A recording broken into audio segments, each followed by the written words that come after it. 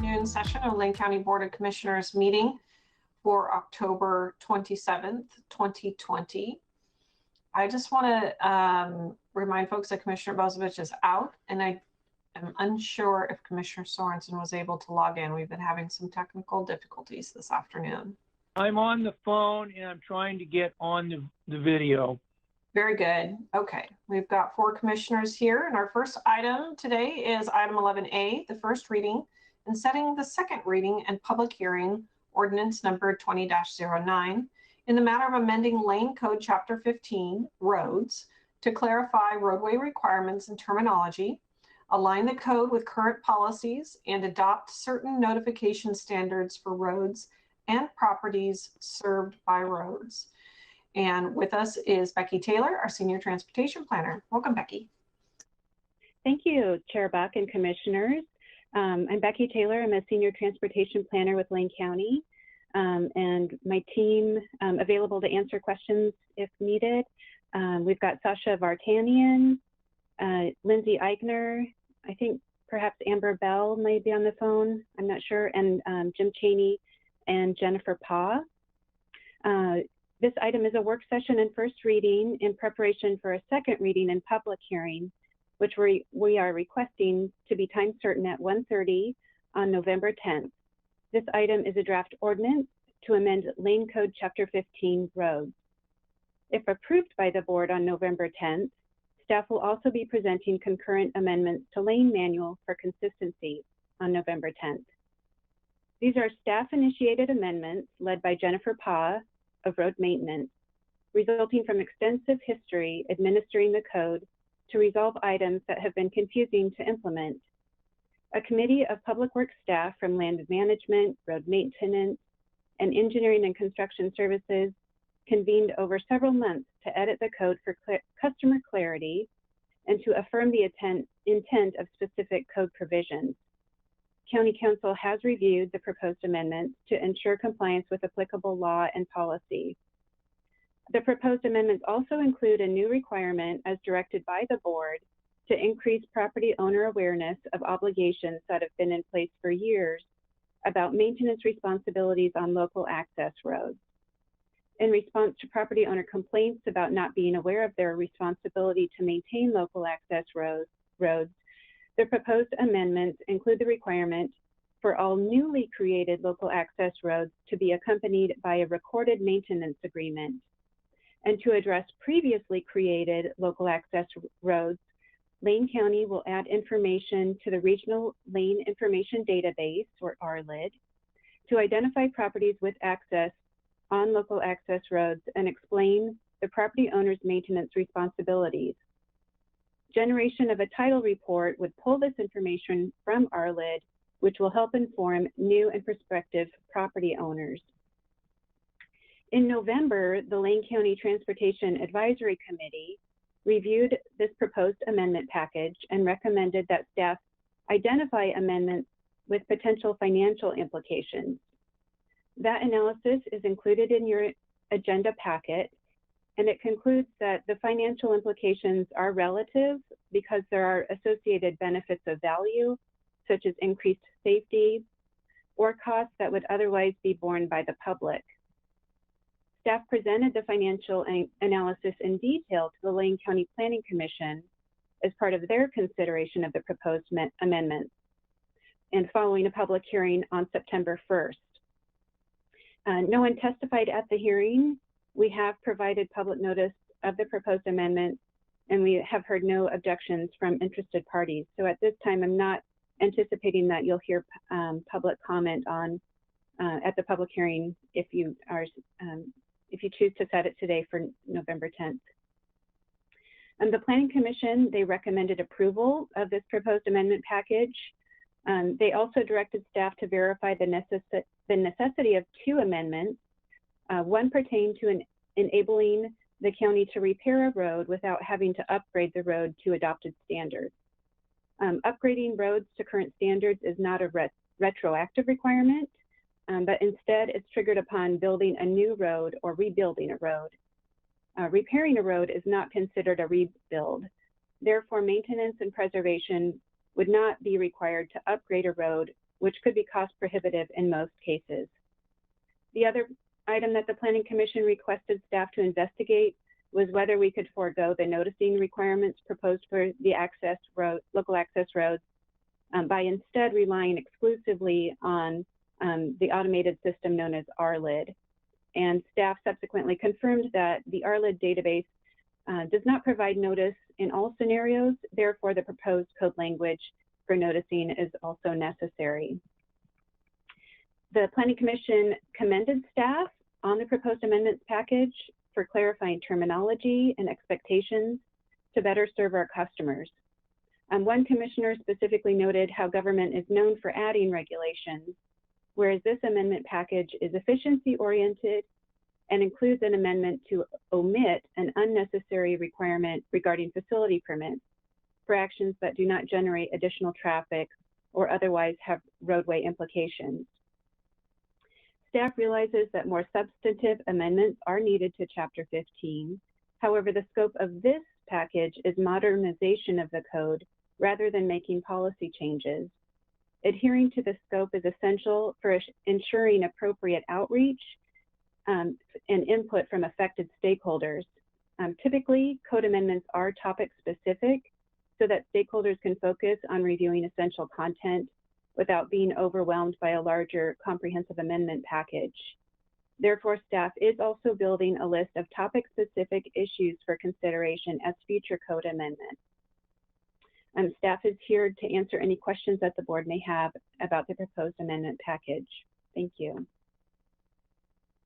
Thank you. Any questions or comments for staff?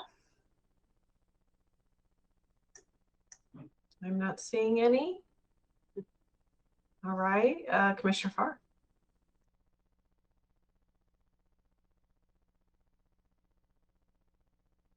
We need your audio.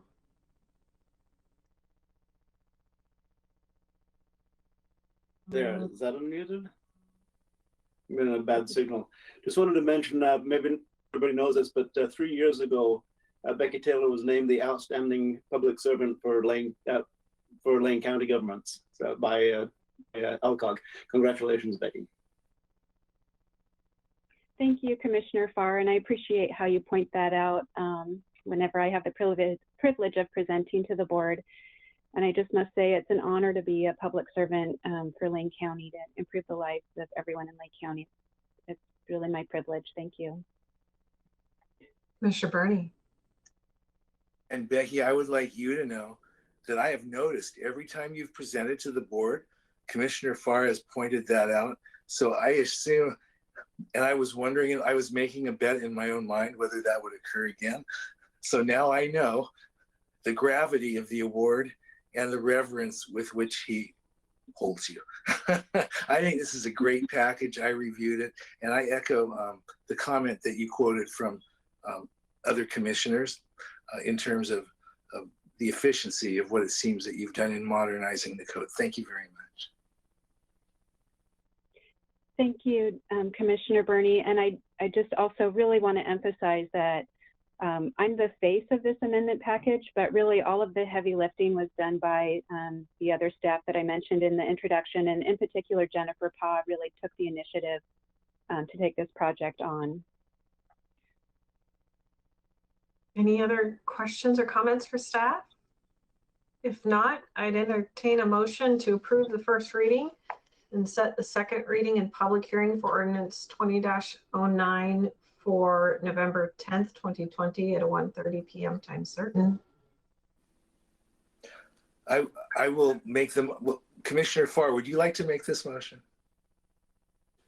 I was going to second it, Commissioner Burney. I make the motion. I move to approve the first reading of ordinance number 2009 and to set the second reading and public hearing for November 10, 2020, 1:30 p.m. in the Lane County Public Service Building. Second.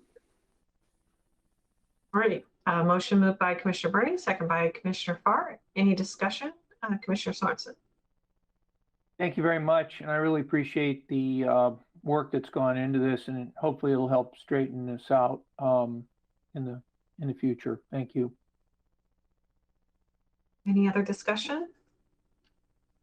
All right, I'll call for the vote. All those in favor, please say aye. Aye.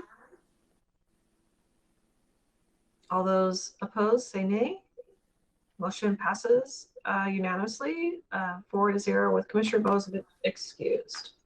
We'll move on to item 11B, which is Order 20-10-27-05, in the matter of approving the Gillam Road Sidewalk Project Design Concept and authorizing staff to prepare orders of necessity for right-of-way. And again, Becky Taylor, thank you.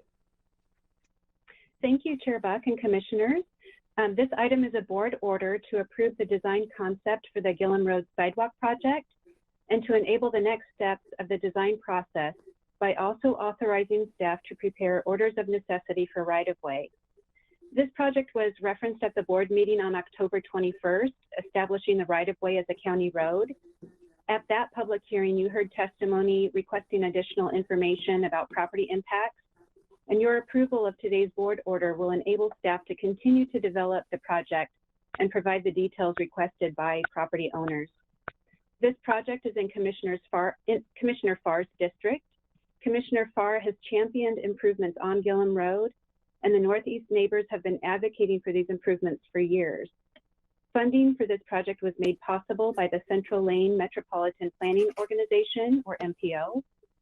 As a member of the MPO, Lane County applied for funding, which was awarded by the Metropolitan Policy Committee, or MPC. And at that time in 2018, Commissioner Farr sat on the MPC and voted in favor of the funding for this project. We did have a brief PowerPoint presentation, but I will do my best to articulate what we would have shown you as visual references. For the project area, it's the portion of Gillam Road that's under county jurisdiction north of Ayers Road. The project begins at Ayers Road and ends at Sterling Park Place. Within the project are two distinct designs. First, between Ayers Road and Ashbury Drive, sidewalks and bike lanes would be provided on both sides of the street to match more recent infill development infrastructure. Second, between Ashbury Drive and Sterling Park Place, sidewalk would be provided on one side of the street, the west side. We are currently in the design phase of the project. Your approval of the design concept will enable staff to advance the designs for construction. Funding for right-of-way acquisition is programmed for 2021, and your approval today to authorize staff to prepare right-of-way orders will enable staff to more precisely determine the right-of-way needs for the project. Construction funding is programmed for 2022, and your action today will help us adhere to this schedule.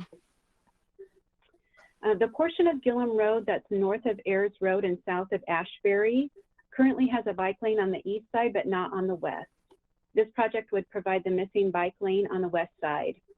There are also pieces of sidewalk that were built by developers of more recent subdivisions, and this project would fill in the sidewalk gaps on both sides of the street. North of Ashbury, there are no sidewalks, and sidewalks would be built on the west side of Gillam to Sterling Park Place. And the grant application and the scope for this section of the roadway was for sidewalks on the west side, which is consistent with the project listed in the City of Eugene's Transportation System Plan.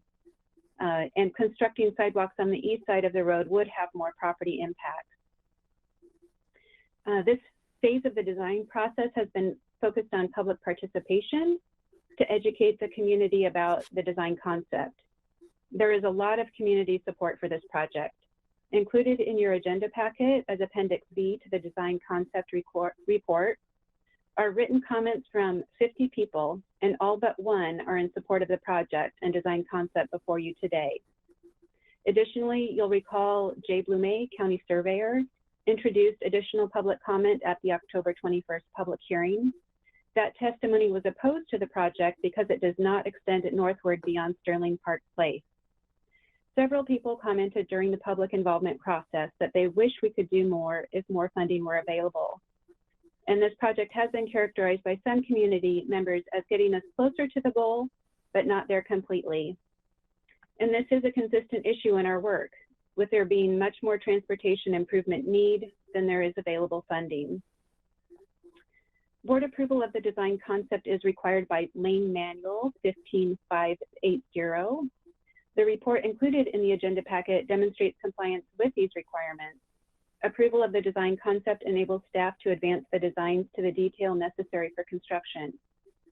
And authorizing staff to prepare a right-of-way plan consistent with the authority granted in Oregon Revised Statutes, ORS, Chapter 35, and consistent with ORS Chapter 281, is necessary to implement the design concept.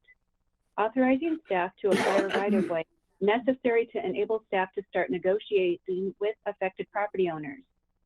Staff will work with property owners affected by the project to coordinate and mitigate impacts to fences, landscaping, and irrigation to better ensure that the project is planned in a manner which will be most compatible with the greatest public good and least private injury.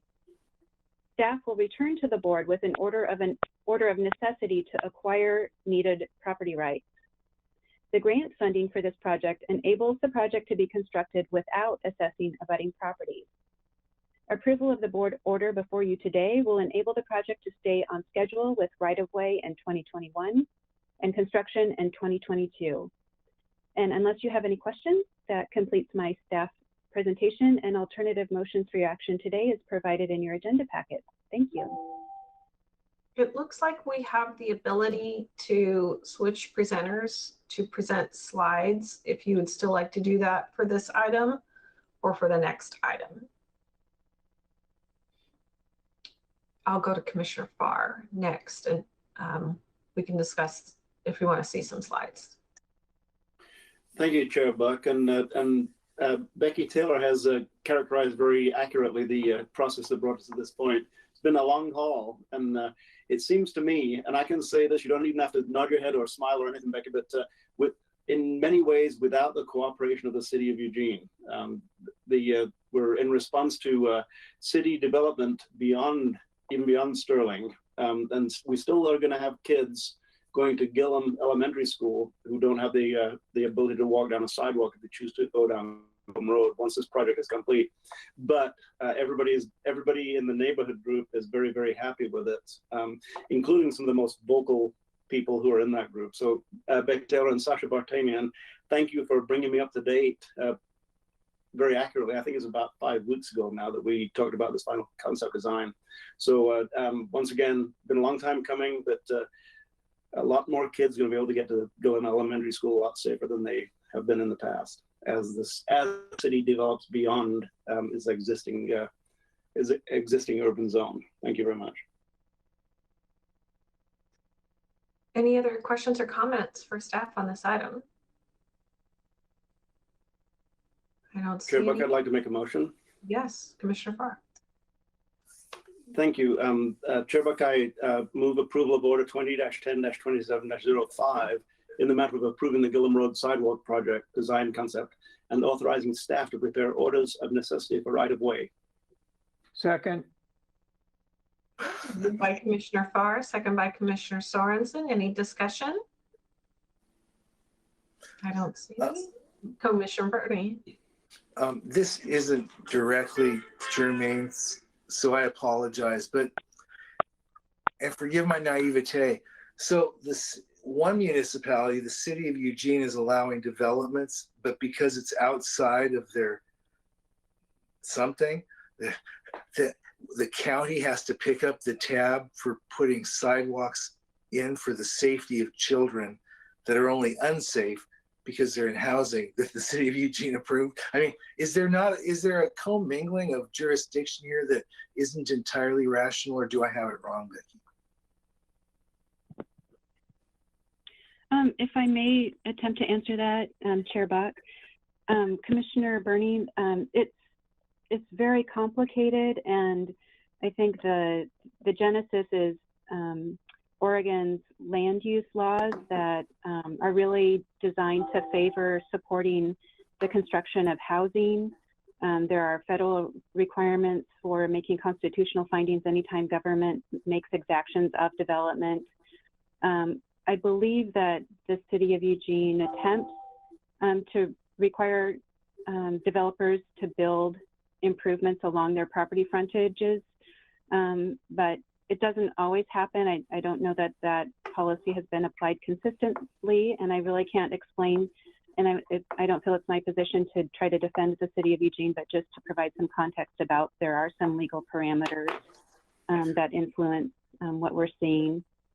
And Lane County does try to seek improvements.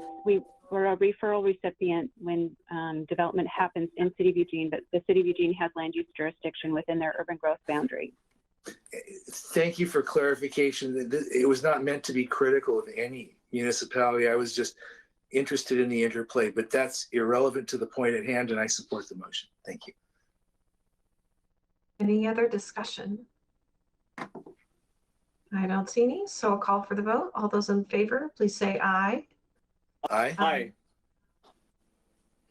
All those opposed, nay? I still ask that just in case I didn't hear anybody, somebody who's on the other side. So motion passes 4-0 with Commissioner Bozovich excused. Becky, would you like to be presenter if you have some slides for this item 11C? I think we have the ability to do so. Thank you, Chair Buck. If it is a possibility, I'd like Sasha Vartanian to be able to display the PowerPoint from her screen. Okay, let's give our moderator a moment to see if we can make that happen.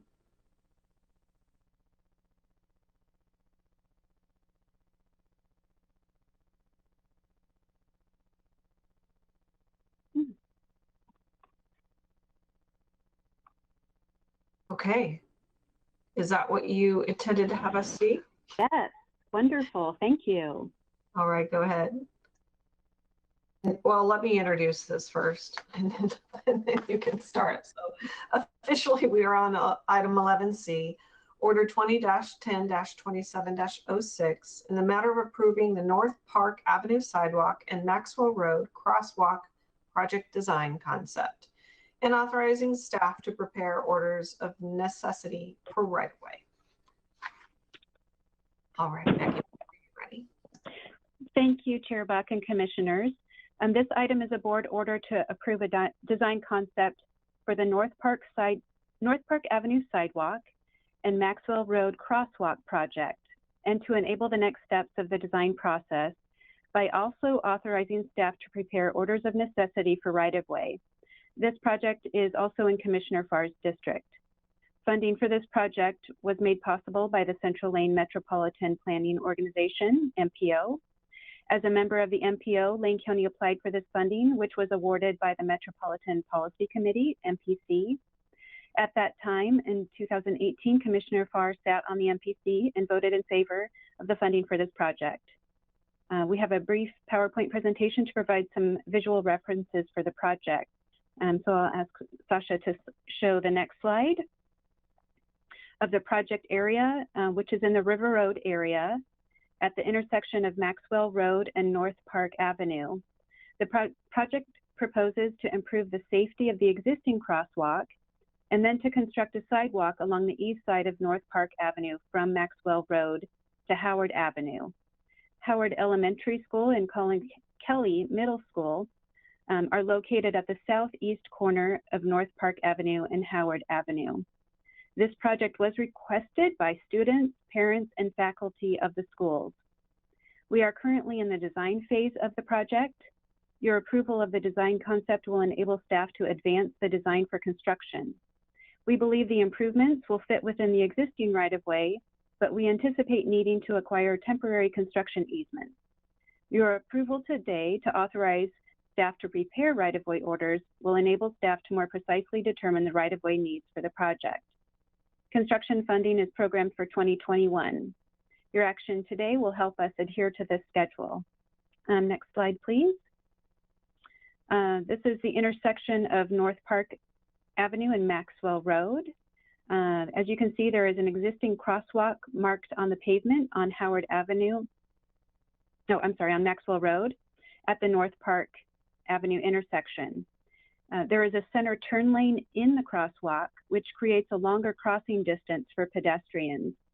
And we have heard concerns from the school about the safety of this crosswalk, including a child being hit in the crosswalk. Unfortunately, was not severely injured. Next slide, please. This project would install a pedestrian-activated flashing beacon to improve vehicles yielding to pedestrians in the crosswalk, and to replace the center turn lane with a pedestrian refuge island to reduce the crossing distance and exposure to vehicles for people trying to cross the road. Additionally, at the direction of the Lane County Transportation Advisory Committee, and in response to public testimony, staff will pursue lowering the posted speed on Maxwell Road. As you may know, posted speeds are regulated by the state, so we need to go through an application process to get the state's permission to reduce the posted speed. Next slide, please. There is a sidewalk and bike lane on the west side of North Park Avenue, but only a narrow shoulder on the east side. We have heard safety concerns about people trying to walk along this narrow shoulder. Next slide, please. This project would construct sidewalks on the east side of North Park Avenue, complete with curb, gutter, planter strip, and a bike lane. These improvements would connect the crosswalk at Maxwell Road with the sidewalks along the school frontage at Howard Avenue. Next slide, please. This phase of the design process has been focused on public participation to get the community support for the design concept. The report included in your agenda package details the public support for this project and the design concept, which prioritizes safety. We did hear a couple of concerns from the public about removal of the center turn lane on Maxwell Road. This is a specific trade-off in the design in favor of safety, which was endorsed by the Transportation Advisory Committee. Next slide. Board approval of the design concept is required by Lane Manual, Chapter 15580. The report included in the agenda packet demonstrates compliance with these requirements. Approval of the design concept enables staff to advance the design to the detail necessary for construction. Authorizing staff to prepare a right-of-way plan consistent with the authority granted in Oregon Revised Statute, ORS, Chapter 35, and consistent with ORS Chapter 281, is necessary to implement the design concept. Authorizing staff to acquire right-of-way is necessary to enable staff to start negotiating with affected property owners. Staff will work with property owners affected by the project to coordinate and mitigate impacts to fences, landscaping, and irrigation to better ensure that the project is planned in a manner which will be most compatible with the greatest public good and least private injury. Staff will return to the board with an order of necessity to acquire needed property rights.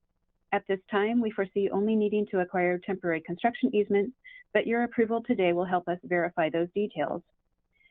The grant funding for this project enables the project to be constructed without assessing abutting properties. Approval of the board order before you today will enable the project to stay on schedule. And unless you have any questions, that completes the staff presentation. The alternative motions for your action today is provided in your agenda packet. Thank you. Thank you. Any questions or comments for staff? Commissioner Farr. Thank you, Chair Buck. There's something I need to say about Becky Taylor first. No, I'm kidding. I've already said it. But I will say this, Becky, the work that you're doing on both of the projects that we're talking about today are an example of the difficulty of working in what is the urban transition, the area between the urban growth boundary and the city limits. And it really takes a great deal of cooperation, coordination, and work on your part and staff's part to make anything happen. And if you look at the adjacencies here, they're adjacent to residences that are inside the urban growth, inside the city limits and outside the city limits. And the schools, Howard and Kelly, are right there, with a great many kids needing to access those schools on this particular route. So Becky, once again, a great job juggling everything you had to juggle to make this project work. It took a while, but it really is serving the people of the area very, very well. But I will point out that it doesn't serve something else as an issue along that road, and that is excessive speeding. It's an area that's not patrolled by the city police typically, and the sheriff's department does not have inside GB traffic patrol. So both Howard Street and North Park Avenue are basically drag strips that nothing much we can do in this meeting, but just for everybody's for everybody's notice, that is something that I feel is a complaint very frequently, is the speed of traffic in that area. This is not going to address it, but it's going to make it safer to move along as traffic speeds by. Becky, thanks again. Any other comments? And with that, Chair, I'll make the motion if you're prepared, if you're ready. Sure. Go ahead. I'll move passage of order 20-10-27-06 in the matter of approving the North Park Avenue Sidewalk and Maxwell Road Crosswalk project design concept and authorizing staff to prepare orders of necessity for right-of-way. Second. Right. Motion made by Commissioner Farr, second by Commissioner Birdie. Any further discussion? Not seeing any. I'll call for the vote. All those in favor, please say aye. Aye. Aye. All those opposed, say nay. Motion passes 4-0 with Commissioner Bozovich excused. Thank you very much, Becky. Thank you. All right, we'll move on our agenda to item 12A, Commissioners' announcements. Is there any announcements Commissioners would like to share? All right, not hearing any announcements. If there are none, we'll move to future board assignment requests. Any assignment requests? Commissioner Farr. Chair Buck, I'm not going to officially have an assignment request at this point in time, just kind of a flag of the poll about it earlier.